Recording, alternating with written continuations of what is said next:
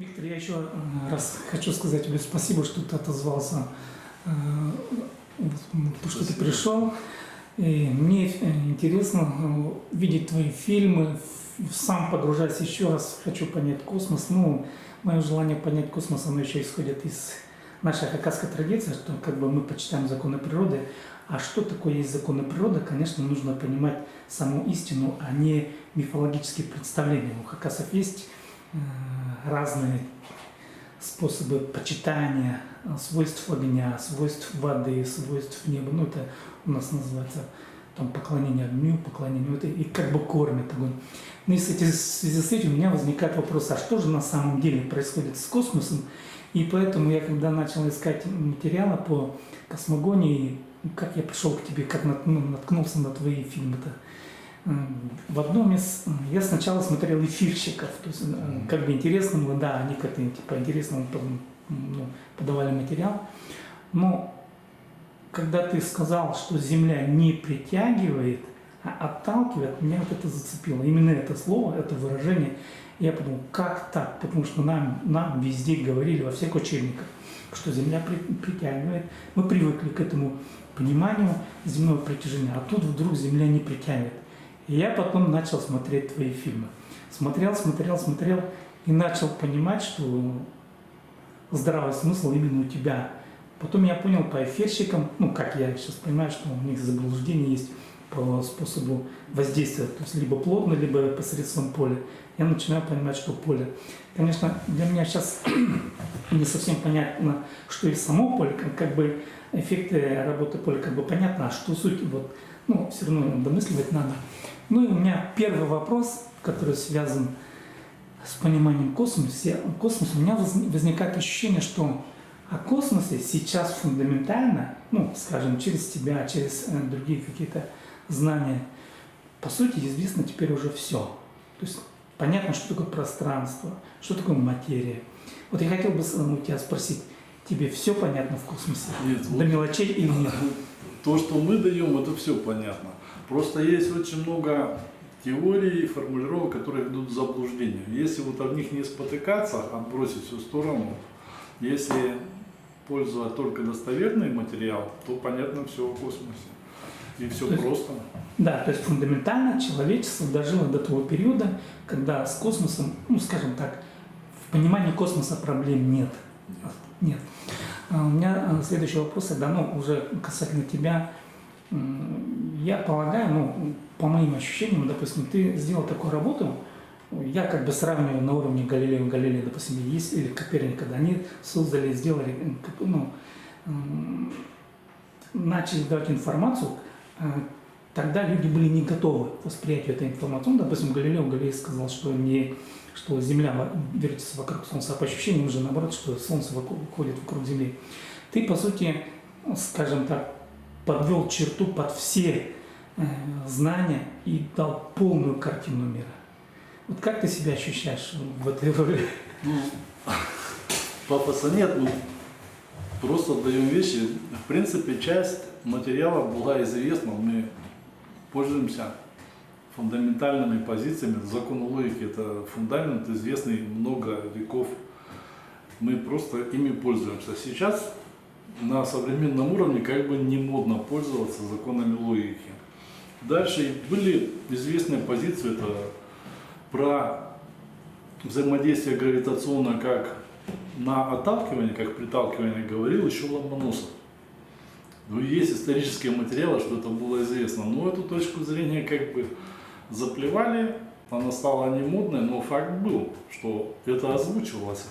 Это было как бы много теорий на приталкивание, на то, что гравитация это фундаментальное отталкивание, которое в космосе совокупно дает приталкивание. Было много теорий, но они были часть эфирных в основном, они не рабочие, недостоверные. Но сам принцип был как бы известен. Но не получалось получить, сложить эту четкую модель, математическую, физический принцип обозначить, расписать эту формулу достоверно. Но у нас получилось это сделать. Ну, как бы это, да, это шаг. Вот это и хочу я тебя вот спросить тебя. Как ты себя чувствуешь? Ну, на самом деле, потому что люди этого никогда не делали, вот в истории человечества этого никогда не было. А теперь это сделано, допустим, тобой, ну, все равно, наверное, статус, я бы сказал, статус гения, да, как мы говорим. Определили бы, вот, ты чувствуешь себя гением? Нет, не чувствую, обзываться не надо. Не, ну, работа проделанная, ну, получилось, да, ну, как бы пафос, отвлекаться не хочу. Ну, хорошо, ладно. Все равно, как бы, я через свои видео, через свои уроки, я для себя понял, что наконец-то я себя чувствую в космогоне хоть как-то, ну, уверенно. Потому что раньше вообще никакую картину, по сути, пытался я понять Эйнштейна, вообще там ничего не понял. Через себя мне космос как бы становится прозрачен, он становится ясен. Особенно в понятии пространства, ну и с материей как бы определиться. Ну, давайте теперь вот более-менее частные такие вопросы, может быть, они не совсем ясны, да, ну, скажем, по истории человечества, по истории Земли вот, или по жизни. Жизнь как категория космоса, это она воспроизводится разумными цивилизациями, допустим, или это явление природы? Здесь одно второе не исключает. То есть может быть и то, и это? Или Вот, как? однозначно, даже в большинстве случаев должно быть и то, и это. Но это вот как, ну, слоями по порядку. У нас есть пространство, оно заполнено материей, пространство бесконечно, и у нас единственно возможный теоретический вариант, что в больших кубах в каждом кубике с такой-то вероятностью равной единице зарождается жизнь в такой-то промежуток времени. Если корректно сравнивать бесконечно большие и бесконечно малые величины, у нас в каждом большом кубике космоса зарождается жизнь. То есть, даже если в одном когда-то зародилась, а у нас по времени бесконечность в прошлое, у нас не было того самого начала времен. Это я понимаю, да? То есть у нас получается жизнь бесконечная. Даже если когда-то этот конечный период, ну, момент настал какой-то частной жизни зарождения, то вот это вот все, если сравнивать, и путь в бесконечность туда, то даже вот эта вот конечная величина, вот в нашем понимании, она стремится к бесконечности в определенном смысле, ну, в обывательском. И до нее была жизнь, до нее предыдущий шаг был, и так далее. Уровень развития. Ну, есть какие-то рациональные принципы, но предела интеллектуальному развитию нет, как бы ограничения. Ну, есть вот эта вот единица для любого технического устройства, что, ну, допустим, живой организм берем, если мы у оленя развиваем рога, делаем рога в несколько раз больше, у него садятся какие-то другие органы, угнетается. То же самое с человеком, но на протяжении такого длительного периода развития мы должны признать, что цивилизации в космосе, мы не можем говорить об одной цивилизации, уже случилось все, что можно в плане развития. И, скажем, естественный процесс, как люди садят семечки на грядки, так и какая-то цивилизация может распространять какие-то биокультуры по космосу. Это тоже вполне приемлемый вариант, тем более при доступе к технологиям. Если мы сейчас копошимся на уровне, ну, примитивных технологий, а дальше мы выходим на гравитационное, уже сейчас, в принципе, довольно серьезные специалисты и политики уже сделали заявление, что уже гравитационные технологии на практике пошли в реальное применение в области вооружений. Ну, как бы это выход на следующий уровень. Если уж мы на своем уровне, скажем так, примитивном до этого добрались, то другие-то варианты вполне могли это сделать раньше. И на том уровне технологий что-то где-то расселять, осваивать космос, это как бы не является проблемой. То есть, иначе говоря, наша жизнь на Земле возможный вариант того, что мы тоже могли быть кем-то созданы, ну или каким-то образом, может быть... Ну, кем-то Надо заселены, проводить может быть, нормальную возможно. проверку. Не факт, что... То есть надо проверять. что, ну, паспорт МИ однозначно есть. В какой форме мы могли появиться на Земле, это либо могли через простейшие формулы, либо уже Земля была заселена реально, как вот как какой-то аквариум, да, рыбками, так и как объект. Это все реально возможные варианты. Исключать мы не можем. Если, ну, и устная информация, которая передается через поколение, она в принципе содержит прямое указание на это, и где-то намек, где-то прямое указание. У нас отношение к передаваемой информации, ну, такое насмехательское, мы смеемся над некоторыми вещами, что-то мы не понимаем, нам это кажется смешным, мы высмеиваем какие-то там мифологические моменты, а это, в принципе, с технической точки зрения все возможно. Смотри, вот следующий теперь вопрос. Можно ли представить себе такое, или возможно ли такое, когда наш уровень развития, ну, я имею в виду человека, достигнет, скажем, тех пределов понимания и знания, что как бы покажется, что да, мы уже достигли все уровни знаний и информации. Возможно такое? Чисто технически, мне кажется, это возможно. То есть, раз мы поняли космос, допустим, да, основные фундаментальные какие-то позиции, то ведь с развитием технологий и уровня цивилизации, мне кажется, может наступить момент, когда мы уже все будем знать, и, точнее говоря, разум будет все знать. Ну, вообще, вот так вот мы примитивные и биологически отсталые, вот так, если на нас со стороны глядеть, потому что мы можем сосредотачиваться там каких-то 2% своей жизни, остальное время мы то ли перевариваем что-то, то там занимаемся каким-то копошением, а непосредственно о чем-то подумать в том же плане развития у нас очень мало времени. Если весь вот этот временной ресурс человек потратит на развитие, и если изначально ему сразу будут давать полезную информацию и достоверную, то даже на этой биологии, которая у человека есть, он может выйти на уровень гораздо больше, чем мы сейчас имеем. Дальше есть вариант коллективной составляющей. Одно дело, когда ты создаешь какой-то интеллектуальный продукт в рамках своего интеллектуального ресурса, временного ресурса, да?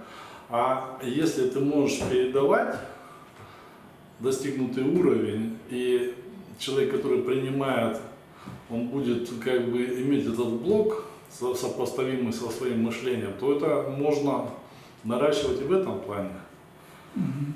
А возможно вообще такая ситуация, скажем, развитая цивилизация, они уже содержат в себе банк данных знаний, допустим, да, они могут передать уже, ну, другому какому-то, другой какой-то цивилизации, которая тоже, возможно, или достигает этого же уровня. Мне кажется, это возможно. Или тут... Ну вот что-то можно передавать, ну как сказать, с точки зрения более развитого интеллекта это бессмысленно что-то передавать, надо развлекаться со ставами. Ну, это понятно, когда, допустим, цивилизация низкого уровня развития, а если, допустим, они уже становятся примерно на одинаковом уровне и достигают этого? Ну, передавать, наверное, можно, скорее всего, и оно и передавалось в различных формах, но возможность принимать ограничена. Но возможность принимать информацию она должна сопровождаться определенным техническим уровнем развития. Ну, вот просто, скажем, да, ну, если человек, скажем, 10 тысяч лет назад был биологически таким же, как сейчас, если бы мы попытались передать туда, в прошлое, ну, скажем, какие-то компьютерные технологии, это было бы, ну да, послушали бы, там люди посидели, ну, и все. Без практики применения оно бессмысленно. Дальше, ну, какие-то, да, ну, это касается почти всех технологий, что можно туда передать. Если практику он может взять, он это, часть из того, что ты передаешь, он выхватит какой-то сегмент этих знаний и усвоит, а дальше все будет потеряно. Ну хорошо, ладно, я думаю, еще и другой вопрос. Тебя сейчас меньше стало появляться, то есть ты не делаешь ролики в канале по физике, с чем это связано? Ну, у нас, как сказать, стратегия по каналу – это экономить время людей. То есть давать полезную информацию.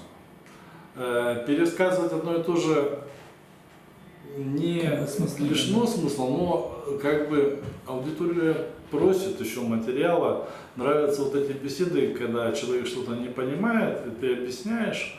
В результате этого усваивается информация третьим человеком. Ну, как бы он рассматривает детали, понимает, почему эта точка зрения некорректна, это корректно. В голове происходит процесс осмысления. Как бы оно полезно. Ну, сейчас пункт первый не хотелось бы расширять, это лучше, наверное, отдельный канал сделать. Просто болтушки обо всем. Мгм. И там болтать. Кстати, вот это интересная форма общения, потому что, ну, вы, наверное, читаете вот в комментариях по часу, по полтора, вот, я не буду уже называть имен ваших оппонентов, они задают вопросы, и думаешь, блин, уже на 10-й минуте так все понятно, блин, как он там не понимает. Ну, это, я понимаю, когда человек действительно общается, мне кажется, я там такой же был бы, может быть, еще хуже, чем... Нет, это вот именно категория людей, которые логике противопоставили какие-то догмы. И, конечно, серьезная проблема, когда они являются действующими преподавателями в вузах и разрушают своим мировоззрением мышление студентов. Вот это вот прям люди наносят вред профессионально. Ну, а мышление действительно такие люди есть. Они, в принципе, и возмущаются. Он возмутился, негодует, позвонил, выяснить, добиться правды. Он же не понимает, что он заблудился. И он некоторые в процессе мышления как бы единица, а основная масса, она убежденная. А вот у меня вот тогда вопрос в связи с этим возникает. Вот смотрите, вот получается человек, он кто-то умеет мыслить логически, каким-то образом он этого, то есть мозг работает как-то корректно, да? А почему все же люди большей части как бы не понимают, почему это долго доходит, с чем это связано? Это биологически обусловлено. Ну вот у человека есть потомство, да, то есть если вот дать ему возможность плодиться, да, он за жизнь, допустим, может, ну, образно там, 100 детишек воспроизвести. Эти 100 детишек будут разные все. Часть будут более смышленная, часть менее смышленная. И это обусловлено природой, потому что, ну, допустим, первое потомство, оно должно быть более агрессивное, осваивать территорию. Последнее потомство, оно будет более такое задумчивое. Ну, жизнь показывает, что старшие дети и младшие дети, они как бы отличаются повадками. Вот, может, есть такой разброс. И если в процессе, вот человек пришел в мир, он не знает ничего, вот родился детеныш, он начинает получать информацию справа, слева. У него есть источники, вызывающие доверие. Это вот родители, да, они его защищают, кормят. Некоторые вещи папа, мама говорят, они непонятные, но их проще принять на веру, да, не влезай на столб, убьет образно, да. Ты же ничего не знаешь про электричество, но ты знаешь, что туда лезть как бы не надо, да. Некоторые на прорыв все равно идут, там какая-то часть потомства, да, ну, кто-то выживает, кто не полез и так далее. Это схема мышления. Вот когда-то у него в голову зашел шаблон какой-то мыслительный. Вот он думает, что если он закрыл глаза, то мира нет. Открыл глаза, мир есть. У нас же есть пример. Есть куча примеров философов, Да. причем древнегреческих, из античности. Васю убили, мир исчез. Ну. И все. И никак это не победить в его Ну, мышлении. поэтому мне интересно, вот каким образом, некоторые же все-таки догадываются, да, вот, блин, я вот не так мыслил, оказывается, это вон оно как. Да. Человек все же как-то доходит до этого. Так я поэтому хочу спросить, вот, как у тебя это все начиналось? Потому что наверняка тоже были какие-то шаблоны и заблуждения. А у Вообще меня- были или нет? У меня сразу информация почему-то делилась на подтвержденную и неподтвержденную. Я не мог. То есть сразу определял, да, нет, точно нет, да. Было в чем я уверен, в чем я не уверен. А как получить уверенность? Вот сказали так. Ну вот в 4 классе споришь с преподавателем, он говорит, и понимаешь, что это неправда. А есть источник информации, вызывающий доверие для него. биологического обоснования не хватает, цепочки не хватает. Ну, в принципе, часть идеологии, она недостоверно фундаментальна. Коммунистическая идеология, она не является научным марксизмом, это не наука, это фантастика, нелогичная. И вот смотри, как у тебя складывались отношения с учителями? То есть как ты обучался в школе? Потому что мы же все учились в одинаковой советской школе. Как у тебя этот процесс мышления, как он у тебя Я формировался? переспрашивал некоторые вещи. И Вот по физике, например. по физике, ну, по физике там просто говорят сразу, что вот нету этого файла, нет оснований для этого файла. Ну, физика же у нас как бы вся такая выхваченный кусочек, у которого нет Вот, корней. например, по приталкиванию или по притяжению, да, все равно же говорят, нам Ньютоном промыли мозги, что Земля притягивает. Как ты от этого ушел или как ты понял, что все на приталкивании работает? Ну, здесь я очень долго занимался равновесием. То есть это не сразу пришло? Нет. Я шарики эти катал, размышлял, почему так, почему вот это. Когда в институте у нас даже лабораторная работа какая-то была забавная, сейчас не всплывает, но вот тоже тогда черканул момент, думаю, логика здесь. Когда потенциальная яма, когда у нас пошла речь по потенциальную яму, и, ну, это подмена понятий. Потенциальная яма и равновесие – это разные вещи. Переход энергии и равновесие. Равновесие – равенство сил. Покажите две равные силы. А переход энергии – это подмена понятий. Если вы не можете прямо показать на силу, значит, это вы наперстки жульничаете. Мошенство. Вот. Ты начал догадываться о том, что Ньютон как бы не прав. Нет, у меня есть информация. Вот ты получаешь файлы. Часть информации ты можешь логически. Ну, допустим, пи, да, это круг, мы разделили, так получилось. Ну, а часть информации ты не можешь логически. Пожалуйста, примите вот это вот на веру. Или просто запомните, оно так.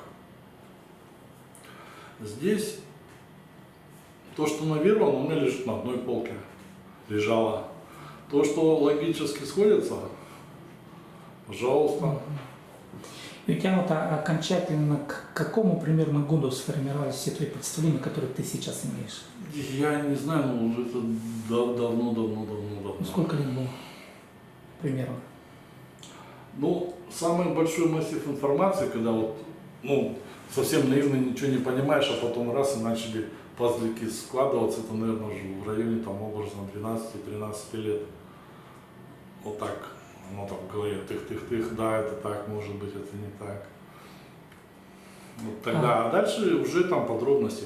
Информации-то на том уровне мало. У нас, ну, мне повезло, что у меня были энциклопедические словари, что я мог там копаться, находить значения терминов.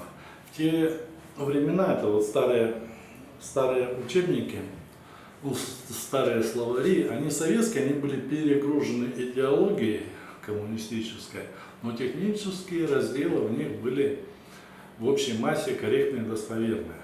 И грамотно ставились термины. И, ну, если ты в том возрасте между делом прочитал энциклопедический словарь по причине отсутствия литературы, не по причине отсутствия, я очень много читал. Читал я по принципу, я не запоминал авторов даже вот часто, названия произведений, я запоминал логические цепочки и динамику развития событий. И потом дочитался художественную литературу до такого момента, что открываешь, читаешь немножко и понимаешь, что в конце будет про это или про это. Ну, примерно, схема мышления, она, ну, типовая, несколько типовых сценариев развития событий. Вот. Мне стало неинтересно читать художественную литературу, я стал ближе к технической перебираться. И перечитал все, что было, все, что можно было где-то. А было, в принципе, в библиотеках и в продаже довольно много литературы такой околонаучной, где доходчивым языком, как бы схему по биологии, по формированию физических взглядов описывались, как тут развивалось. Это все мне было интересно, я как бы читал. Без всякого намека на продолжение, просто кое-что прилипало, складывалось на полочке, кое-что так прилетало. Вот, Виктор, смотрел, ты, допустим, читал техническую литературу, да? Ну, понятно, что у тебя наверняка обширный интерес, но у меня сразу возникает вопрос такой. Есть ли у тебя кумиры среди ученых, даже по настоящий момент? Остались ли они и кто это, если можно назвать? Я в этом плане, наверное, мало образован. Вот мне бы хотелось почитать тоже того же Теслу, да, но когда я рос и развивался, возможности не было, да, Ломоносова почитать возможности не было. Сейчас как бы возможностей больше, но большой пласт ученых у меня выпал по рейтингу по причине совершенных логических ошибок. Мне их как бы уже не интересно читать, потому что они там споткнулись здесь. А так, да, был бы побольше ресурс времени, я бы занимался этим. Ну, зацепиться не могу, но вот тут Ломоносова уважаю однозначно, хотя бы вот за эту позицию. Те варианты претензий интеллектуальные, которые к Ломоносову некоторые граждане предъявляют, я считаю, несостоятельными по причине некорректности формулировок и терминов, потому что там по терминам большие отличия от современных терминов, ну язык маленько отличался. Вот. Теперь следующий вопрос. Как увязывается у тебя художественное творчество, картина с научной деятельностью, с физикой? А когда я рисую, мне можно не думать, ну в смысле о том, что я делаю, о изобразительной части. Я могу, на голова свободная, она путешествует, делает вещи, работает. Ты начал с какого, сколько тебе было лет, когда ты начал рисовать? Я всю школу рисовал. У меня, с детства? Да, у меня тетрадки были на полях, все, расход чернил был максимальный. А я смотрю, ты сейчас еще занимаешься резьбой по дереву, куклу вырезаешь. Это у меня был период, когда просто захотелось из хорошего дерева разработать хорошую конструкцию и сделать. Я сделал серию коллекционных кукол и как бы пошел заниматься другими делами. Куклы, кстати, пользовались успехом, пропечатали во многих журналах. Даже были мастерские, где пытались повторить, технологию не смогли освоить, потому что сделали хотя бы так визуально похоже на других шарнирах. Шарнир не получилось у ребят освоить.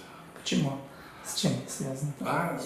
Там немножко дерева надо понимать, как оно склеивается, такие технические. В общем, это твои личные секреты? Это не секреты, я там это все рассказывал даже. Люди как бы хорошо режут, которые пытались повторить, но они именно некоторые технические моменты не владели ими, поэтому у них не получилось. Вот я просматривал твои картины, стилем сразу узнаваем, мне кажется. Вот, допустим, я имею в виду среди наших местных художников.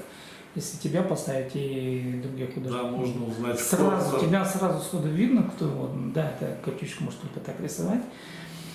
Как у тебя возникает идея? У тебя там, я вижу, смотрю, колесо недоделанное, там стрела сквозь колесо, потом что колесо времени. Какие идеи складываешь? Тут смысл, я просто это все просчитал однажды.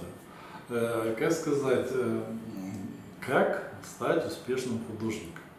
Давай поделись, кстати, идеей. Или вообще, в плане творчества, неважно, чем вы занимаетесь, изобразительное или неизобразительное искусство. На примере изобразительного. Пункт первый. Вот идешь по выставке. У меня это было во Владивостоке, иду по выставке. Много картин. Проходишь, бац, остановился на пару секунд, идешь, там опять несколько пропустил, опять что-то увидел, и так далее, и так прочее. Есть картины, на которых твое внимание Фиксируется. Да. Начинаем думать, на Почему? чем. Вариантов немного. Первое, это либо хорошее цветовое решение. Краска. Да. Начинаем. Вариант следующий, интеллектуальная часть. Это бывает редко. Ты шел, увидел и не понял, это что? И начал думать, ага, ого. Твой мозг включился в работу, ты завис возле этой картины, ты над ней думаешь. Когда ты думаешь, ты ногами уже не перебираешь, ты возле работы остаешься, чем ты дольше возле нее находишься, тем она больше совокупное впечатление оставляет. Как заставить человека в это состояние попасть? Я назвал это интеллектуальный лабиринт. Накидать на холст такой сюжет, когда человек имеет шанс зависнуть и подумать. Дальше я беру эти сюжеты, генерирую, записываю. У меня документ Word, раньше это был просто блокнот. Но я считаю, что это должно быть у каждого творческого работника. И перемещаешь наверх самые такие более-менее интересные сюжеты. То есть они у тебя фильтруются, ты постоянно дописываешь. Если ты лежишь, тебе в голову пришло, ты должен встать, проснуться и идти записать. Потому что если ты этого не сделаешь, оно ты уже не вспомнишь. Можешь не вспомнить, да, скорее всего, оно проскочит. И вот это вот надо всегда записывать, фиксировать. Дальше. Это у тебя появился фильтр. Ты верхние 5 работ берешь и делаешь. Уже в материале у тебя получаются интересные вещи. Дальше есть грани между понятным и непонятным. Нельзя переступать эту грань. Если сделать вообще все непонятно, то человек постоял, понял, что у него шансов нет это понять, и он пошел дальше. А надо поймать вот эту серединку, когда человек и не лишается шанса понять, но не может понять. И вот Вроде бы и изображения, и объекты транслируемые, имеются в виду Кремль, допустим, да, понятно, символ Кремля. И в то же время там какой-то субъект, допустим, мальчишка смотрит на Кремль. И вот, ну, допустим, если по этой картине. Как можно дальше трактовать? Я извиняюсь, перейду тебя. Это вообще созерцательная работа. Вот несколько работ там просто, ну, как удар под дыхло. Они в них даже нет большого подтекста, но ну как, вот когда ловишь рыбку в речке, надо дать ей вкусненькое что-то, чтобы она ням-ням и поймалась. Вот и несколько работ вот в этом плане такого же принципа. А Кремль привлекло внимание, а мальчик. А глубины там нет никакой. Так... То есть у тебя заранее не было спланировано вот, нарисовать именно так? Или была какая-то сверхзадача? Нет, просто это дело вкусненько. Интуитивно пришло.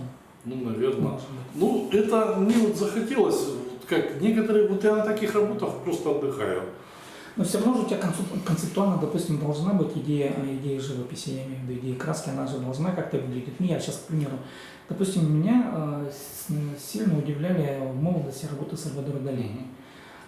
Как бы Пикассо смотрел, да, и Сальвадор Дали. Это совсем разные техники. Вот. А Сальвадор Дали чем привлекает? Красками и вот этим вот, они не такие рубленые линии, а вот какие-то вот кривые, у него какие-то красивые кривые.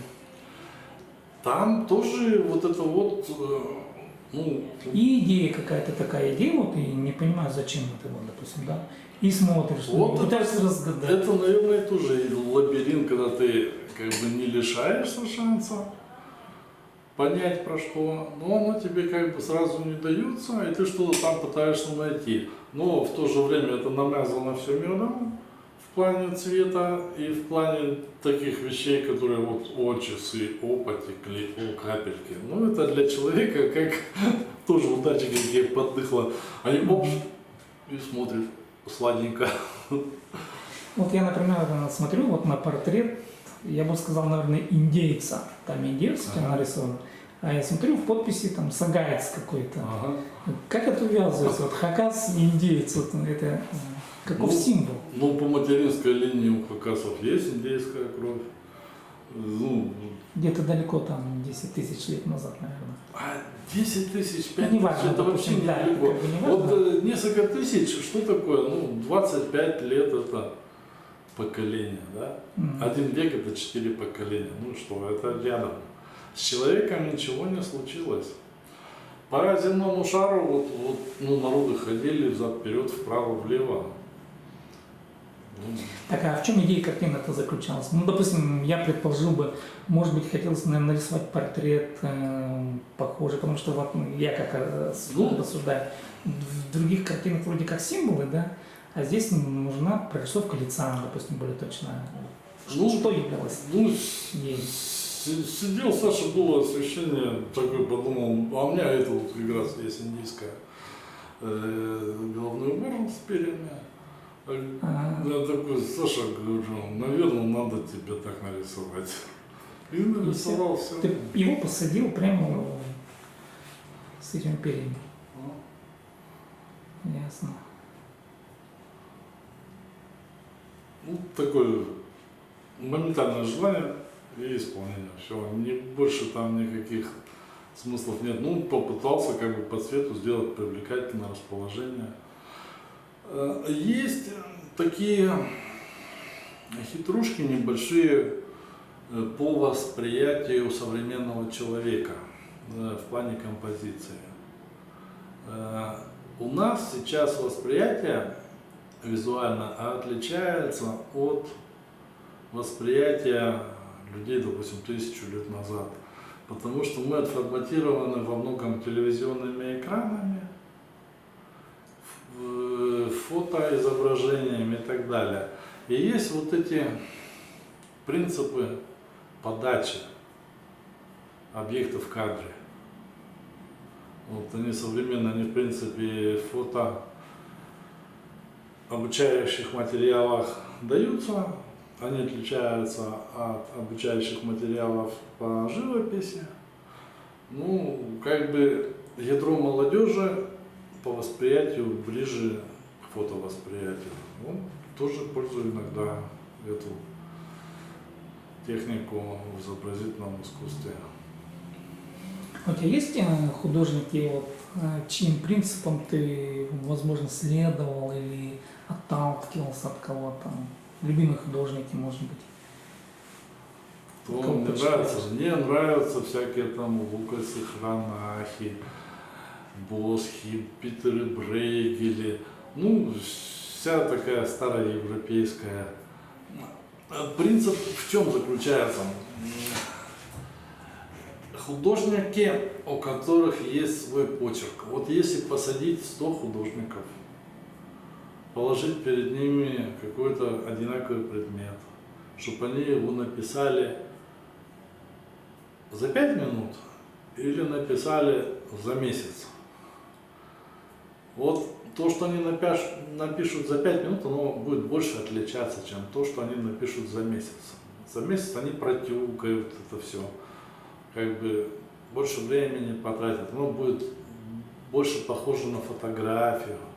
А почерк, он проявится в 5-минутке.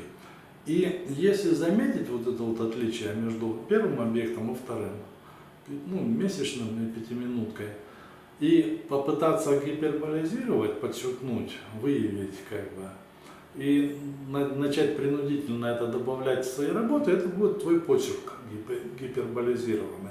Когда у тебя есть почерк, тебя узнают среди толпы. Ну как Эль Греко отличаются работы, да, есть почерк. Он же не в сторону натуральности, но он и есть. Пикассо, ну вообще такая бяка, такая по восприятию, но почерк. Дальше пошли всякие Малевичи, почерк. Да, вот именно они этим и Узнавайки. отличались, мне кажется. Узнаваемый почерк. Мане, ну, все, что отличается от среднестатистического, имеет индивидуальность. Дальше, ну, плюс там определенный менеджмент был, да, что кого-то там раскрутили, кто-то сам встал, кого-то подтолкнули, кого-то не толкали. Но вот эти моменты, как бы, их почему-то мне не попадалась такая книжка, которую ты вот открыл, да, я все это прочитал на нескольких страницах, и ты понял, куда надо ехать. А то люди у нас отучатся в художественной школе и не получают этих знаний. Ну, саму стартовую логическую схему. В высших учебных заведениях это не дают. Это вещи, которые надо давать в первую очередь, чтобы человек понимал, куда ехать. А из местных художников ты мог бы кого-то выделить? Ну, яркий был Игорь Сейфуллин. Нет его с нами, это вот из Черногорска. Я бы парень. тоже вот его хотел бы отметить. Но мне кажется, что его работы, они похоже как-то коррелируются с работами Сальвадора Дали. Мне почему-то Ну, такое впечатление это сложилось. тогда как бы был тренд, в который все заходили. И, много людей как бы туда ехало. Сальвадор Дали, сама дорога, как бы, я маленько ее, она слишком простая. Вот ты берешь воздух, накидываешь предметов. Все. А попробуй сделать, не накидав предметов. Ап, и сдулись. Не накидывая предметов в воздух, сделать сюрреализм, это сложнее. Здесь уже надо как бы маленько подумать. Вот я подумал, не буду я кидать предметы в воздух. Ну так, если только уж совсем Ленин захочется покидать. Я попробую так. В гравитацию нормально поисполнять. И как бы маленечко пошел другой дорожкой. Ну вот там у тебя еще есть персонаж, который едет на велосипеде, по-моему, и там у тебя он с автоматом. Это просто отдыхательная работа. Вот как объяснить-то? Вот что-то делаешь, хочется отдохнуть, дай похулиганю. А вот, раз, накидал, намазал, пока похулиганил, переключился, все нормально. А почему такие, скажем, не позитивные технологии? Ну там может быть что-то там, НЛО, может быть что-то с автоматом он едет. Я так. У меня есть несколько здесь инопланетянинов картин. Я плохо, что я не все фотографирую, как бы не все попадает, не все сохраняется. Надо, я себя заставлял уже это делать, но все равно потом забываю, что не все попадает в кадры. Сколько у тебя всего работ? Не знаю. Было нарисовано? Не Сотня? знаю. Больше, наверное. Наверное, больше.